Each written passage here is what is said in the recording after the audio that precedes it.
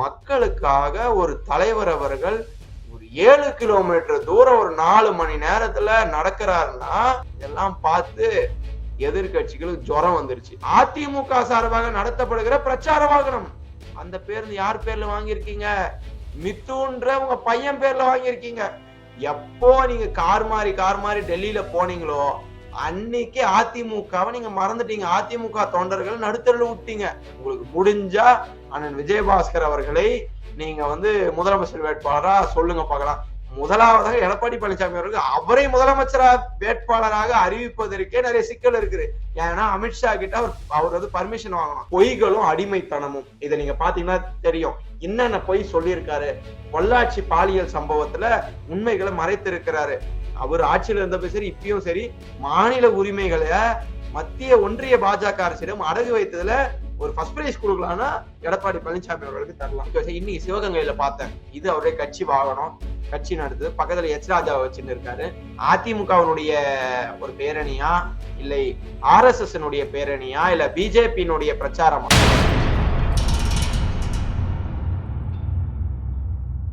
அனைவருக்கும் வணக்கம். இன்றைக்கு தேர்தல் களம் சூடு பிடித்திருக்கிறது. தேர்தலுக்கு 8 மாதம் இருக்கிற வேளையிலே என்றைக்கு எங்களுடைய தலைவர் அவர்கள் ஓரணியில் திரளுவோம் வாருங்கள் என்று மக்களை அழைத்தவுடன் எல்லா கட்சிகளுக்குமே ஒரு பதட்டம். 234 தொகுதிகளிலும் திமுக வென்று விடுமோ, திமுக எல்லாத்தையும் காலி பண்ணி விடுமோ என்ற ஒரு அச்சத்தின் காரணமாக ஓரணியில் தமிழ்நாடாக இருக்கட்டும், எங்களுடைய தலைவர் தளபதி அவர்கள் எல்லா பகுதிக்கும் சென்று, நான் திருப்பத்தூர் மாவட்டத்தை சார்ந்தவன், என்னுடைய சொந்த ஊர் திருப்பத்தூர். ஒரு மூன்று வாரத்திற்கு முன்பு திருப்பத்தூருக்கு வந்தார். வருகின்ற போது எங்களுடைய மாவட்டம் தொடங்குவது ஆம்பூர்ல இறங்குறார். 2.5 கிலோமீட்டர் தூரம் நடக்கிறார். திரும்பி வாகனத்துல ஏறுறாரு. பல கூட்டம், மக்கள் வெள்ளம். அந்த மாதிரி கூட்டத்தை திருப்பத்தூர் மாவட்ட வரலாற்றிலே யாருமே பார்க்கல. வண்டியில ஏறுறாரு. திரும்பி வாணியம்பாடி வருது. வாணியம்பாடியில ஒரு 2 கிலோமீட்டர் தூரம் நடக்கிறாரு. ஓகே, வாணியம்பாடியில நடந்துட்டாரு. அடுத்து ஜோலார்பேட்டையில அப்படியே வாகனத்திலே போயிருவாருன்னு பார்த்தோம். ஜோலார்பேட்டையில கீழே இறங்குறாரு. அங்க ஒரு 1.5 கிலோமீட்டர்.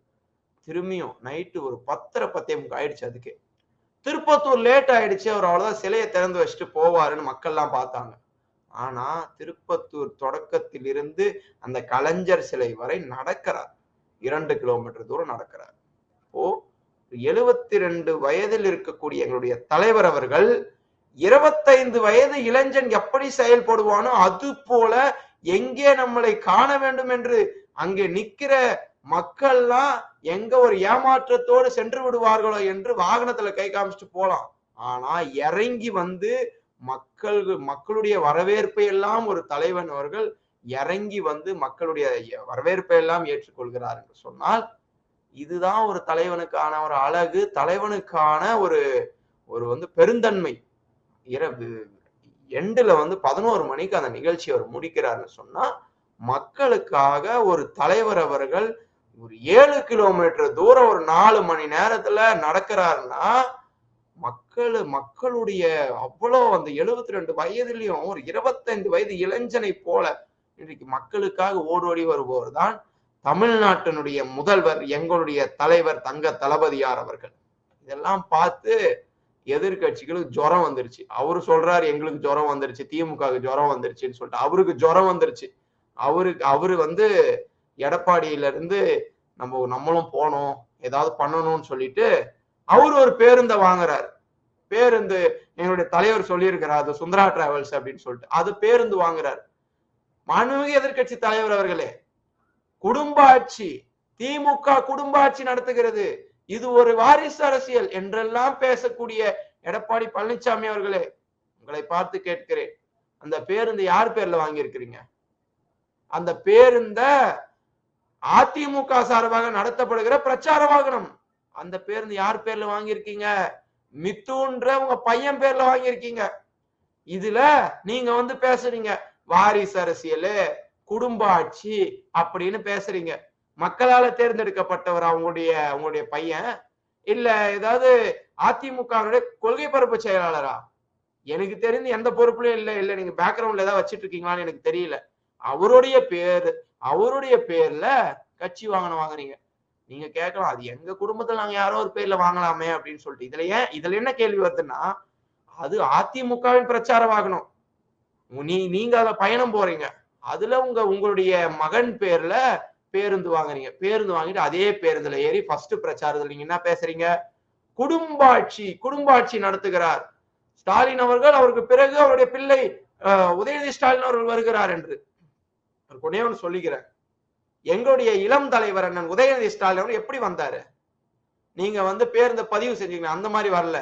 சேப்பாக்கம் திருவல்லிக்கேணி மக்களால 60,000 வாக்குகள் வித்தியாசத்திலே வெற்றி பெற்று இன்றைக்கு சட்டமன்ற உறுப்பினராக, அடுத்து விளையாட்டுத்துறை அமைச்சராக, இன்றைக்கு துணை முதலமைச்சராக மக்களால தேர்ந்தெடுக்கப்பட்ட ஒருவர். இன்னைக்கு சில பேர் சொல்றாங்க இது மன்னராட்சின்னு. மன்னராட்சியோட டெபினேஷன் தெரியுமா உங்களுக்கு? இன்னைக்கு மக்களால தேர்ந்தெடுக்கப்பட்ட ஒருவர் இன்றைக்கு அமைச்சராக வரலாம், துணை முதலமைச்சர் ஆகலாம்.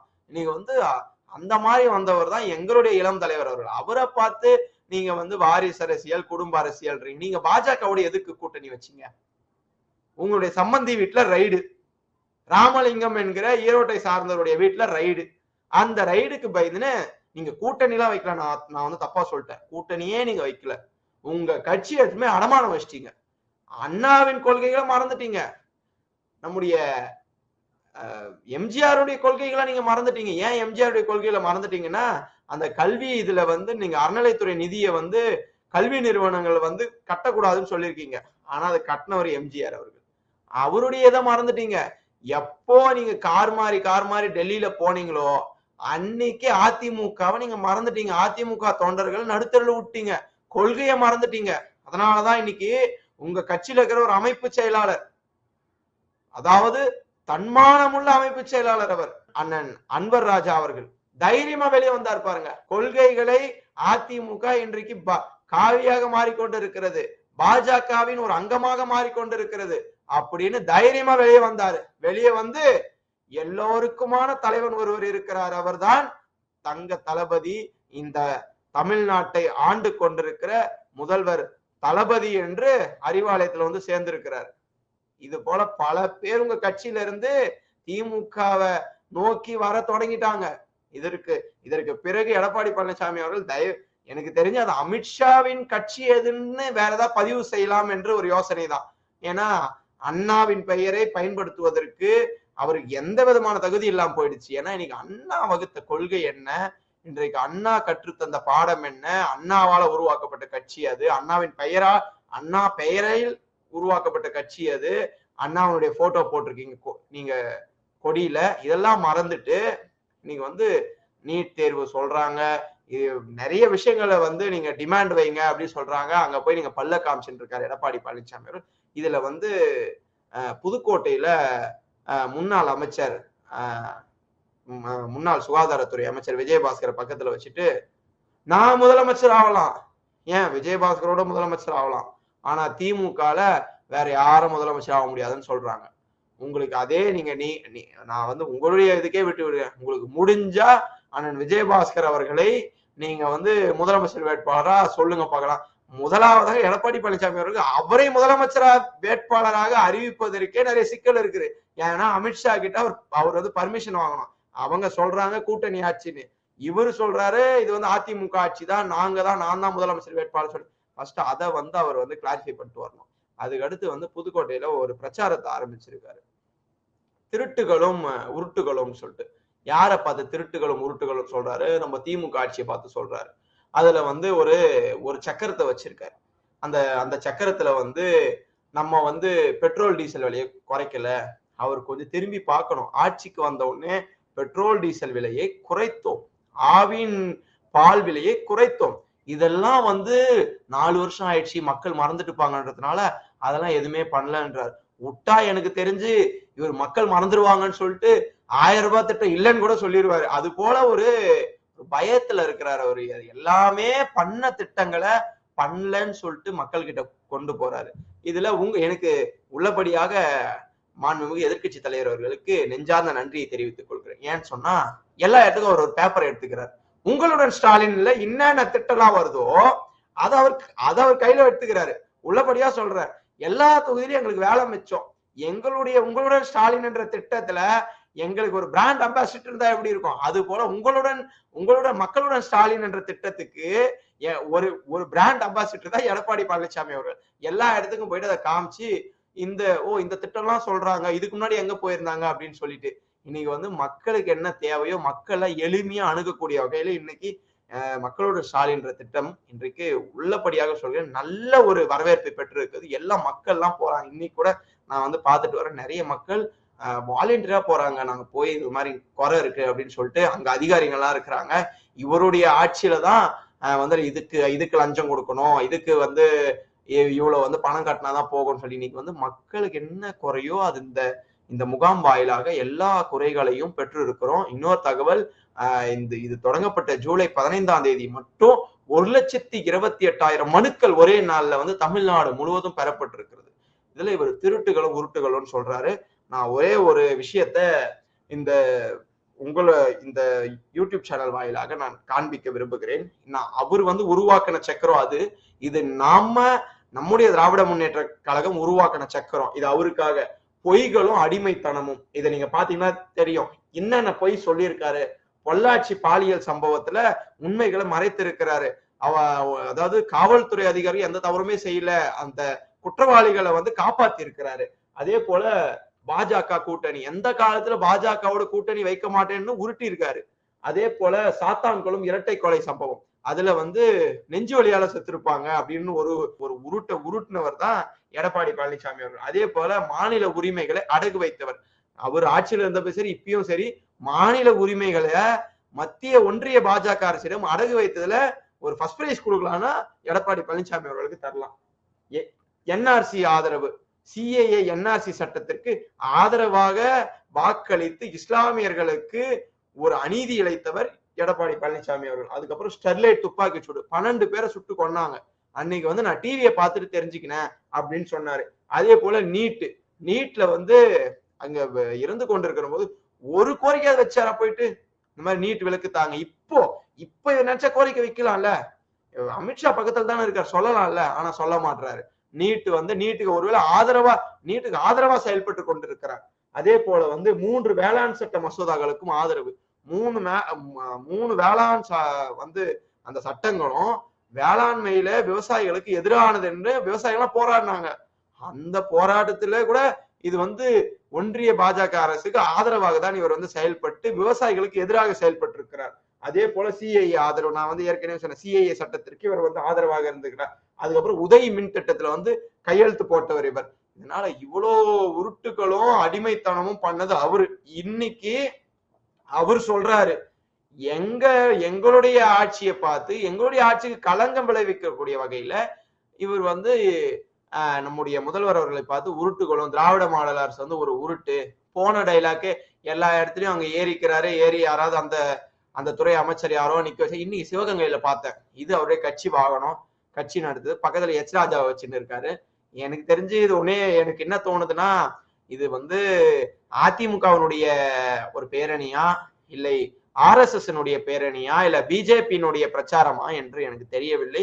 அவருடைய சொல்ற கருத்தா இருக்கட்டும், அவரோட பயணிக்கிறதா இருக்கட்டும், அவரு கூட யாரை வச்சுக்கிறாரா இருக்கட்டும், அதெல்லாம் பாக்குறப்போ எனக்கு என்ன தெரியுதுன்னா, அதிமுக என்று உள்ளபடியாக எம்ஜிஆர் அவர்கள் இந்த கட்சியை வளர்த்தார். அதுக்கப்புறம் அம்மையார் ஜெயலலிதா அவர்கள் நல்லாவே இந்த கட்சியை வளர்த்தாங்க.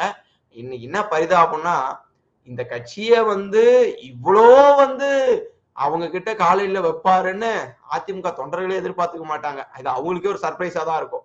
இது போன்ற செயல்களை எப்படியாவது, அதுல வேற அவர் சொல்றாரு, அவரே வந்து ஒத்துக்கினாரு, 2026 அப்புறம் 1000 ரூபாய் வராது, திமுக அரசு நிறுத்திடுவாங்கன்றாரு. அது ஃப்ளோல சொல்றாரா தெரியல. அப்போ 2026 அப்புறம் திமுக ஆட்சி தான் என்பதை அவரே ஒப்புக்கொண்டு இருக்கிறார். ஒரு பிரச்சாரத்துல அவர் சொல்லியிருக்காரு, 2026 பிறகு திமுக 1000 நிறுத்திடும் அப்படின்னு. அப்ப அவருக்கே தெரிஞ்சிருக்கு 2026 அப்புறம் திமுக ஆட்சி தான் அப்படின்னு சொல்லிட்டு.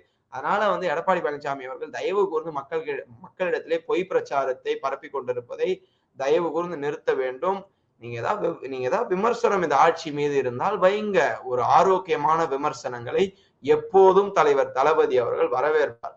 அதை விட்டுட்டு வந்து ஒருமையில பேசுறது, கொச்சையா பேசுறது, இதை வச்சு ஏதாவது வாக்கு அரசியல் ஏதாவது பண்ணலாம் அப்படின்னு வந்து நினைக்கிறாரு. எங்களுடைய தலைவர் தளபதி அவர்கள் 200 தான் அவரோட டார்கெட்டு. 200 வெல்வோம், இருமாப்போடு சொல்கிறோம் 200 வெல்வோம் என்று இன்றைக்கு எங்களுடைய மண்டல பொறுப்பாளர்களாக இருக்கக்கூடிய அண்ணன் எங்களுடைய அருணையின் கருணை அண்ணன் ஏவா வேல் அவர்களாக இருக்கட்டும், அண்ணன் கே நேருவாக இருக்கட்டும், அண்ணன் செந்தில் பாலாஜியாக இருக்கட்டும், ஒவ்வொருவரும் தூக்கத்தை எல்லாம் மறந்து இன்றைக்கு ஓடோடி செயலாற்றி கொண்டிருக்கார். இப்படிப்பட்ட ஒரு போர்ப்படை தளபதிகளாம் எங்களோட இருந்து இன்றைக்கு மண்டல பொறுப்பாளர்களாக நியமித்து செயலாற்றி கொண்டிருக்கக்கூடிய இந்த வேலையில நீங்க கொங்கு மண்டலத்தை டார்கெட் பண்றீங்க. இன்னைக்கு கொங்கு மண்டலத்தை முழுமையாக மீட்க போறோம். செந்தில் பாலாஜியுடைய தலைமையிலே கொங்கு மண்டலத்தை மீட்க போகிறோம். எங்களுடைய வேலூர் மாவட்டமாக இருக்கட்டும், திருப்பத்தூராக இருக்கட்டும், திருவண்ணாமலையாக இருக்கட்டும், கள்ளக்குறிச்சியாக இருக்கட்டும், இந்த மாவட்டங்களை எல்லாம் ஒரு தலை ஒத்த தலைன்னு சொல்லுவாங்க. எங்களுடைய அண்ணன் நம்முடைய மாண்புமிகு பொதுப்பணி மற்றும் நெடுஞ்சாலைத்துறை அமைச்சர் அண்ணன் ஏவா வேலருடைய தலைமையிலே இங்க முழுமையாக வெற்றி அடைய போகிறோம். இதெல்லாம் நான் வந்து கால்குலேஷன் மட்டும் என்ன தெரியுமா இன்னைக்கு சொல்றோம், 234 தொகுதிகளிலும் வெல்லக்கூடிய திறமை வாய்ந்த ஒரு கட்சி, ஒரு கூட்டணி தமிழ்நாட்டுல இருக்குதுன்னு சொன்னா அது திராவிட முன்னேற்ற கழகம் தான் என்று இன்றைக்கு நாங்கள்லாம் பெருமிதத்தோடு இன்றைக்கு தேர்தல் வேலைகளை தொடர்ந்து செய்து கொண்டிருக்கிறோம். நேற்று கூட்டம், முந்தைய கூட்டம், தொடர் கூட்டங்களை இன்றைக்கு நாங்கள் தமிழ்நாடு முழுவதும் பேசி கொண்டிருக்கிறோம். அதனால தயவு கூர்ந்து எடப்பாடி பழனிசாமியாக இருக்கட்டும், அவருடைய கட்சி சார்ந்தவர்களாக இருக்கட்டும், தயவு கூர்ந்து உண்மையை பேசுங்க, உண்மையை பேசி வாக்கு கேளுங்க. உருட்டுகளும் பொய்களும் நீங்க என்ன பிரச்சாரத்தை உண்டாக்குனாலும் தமிழ்நாட்டு மக்கள் விழிப்பாக இருக்கிறாங்க. இன்னைக்கு பல திட்டங்கள் 46 நலத்திட்டங்கள் அந்த உங்களுடன் ஸ்டாலின் என்ற திட்டத்தின் கீழே வந்து கிடைக்குது. அதனால அந்த திட்டத்தின் பேரே ஒரு வந்து எழுச்சியா இருக்கு. மக்கள் வந்து இன்னைக்கு அந்த முகாமுக்கு போய் அவங்க வந்து பலன் பெற்றிருக்கிறாங்க. அந்த மனுக்கள் எல்லாம் இன்னைக்கு தொடர்ந்து வரப்பெற்றிருக்கிறது. அதே போல ஓரணியில் தமிழ்நாடு முழுவதும் ஓரணியில் இணைந்து கொண்டிருக்கிறார்கள். பின்னால் 4 கோடி 5 கோடி மக்கள் இணையவிருக்கிறார்கள். அதனால கண்டிப்பா சொல்றோம், நிச்சயமா சொல்றோம், 2026 திமுக தான் வெல்லும். ஏன் இதை நான் அழுத்த திருத்தமா சொல்றேன்னா, மக்கள் வந்து நம்பிக்கையா இருக்கிறாங்க. நமக்கு தேவையான ஆட்சி, நம்ம கூட இருக்கிற ஆட்சி திமுக ஆட்சி தான். இன்னைக்கு திமுக எவ்வளவு வந்து இது வளர்ச்சி அடைந்திருக்கிறோம், எவ்வளவு திட்டங்கள் நமக்கு வந்து வந்திருக்கு அப்படின்லாம் மக்கள் வந்து தெளிவா இருக்கிறாங்க. அதனால எடப்பாடி பழனிசாமி அவர்கள் இல்லை, மாண்புமிகு எதிர்கட்சி தலைவரை போல 10 எதிர்கட்சி தலைவர்கள் வந்தாலும் நீங்க மக்கள் கிட்ட வந்து நீங்க பொய்களை பரப்பினால் அந்த பொய்களை பரப்புகின்ற அவர்களுக்கு தக்க பதிலடி தர எங்கள் இளம் தலைவர், எங்களுடைய தலைவர் அவர்கள் எங்களை போன்ற சில பேரை உருவாக்கி இன்றைக்கு நாங்கெல்லாம் வந்து அவர் சொல்ற பொய்யிலையும் சரி, அவர் சொல்ற உருட்டுகளையும் சரி நிச்சயமாக முறியடிப்போம் என்பதை நான் ஆணித்தரமாக தெரிவித்துக் கொள்கிறேன். விளம்பர மாடல் வந்து அவர்தான்.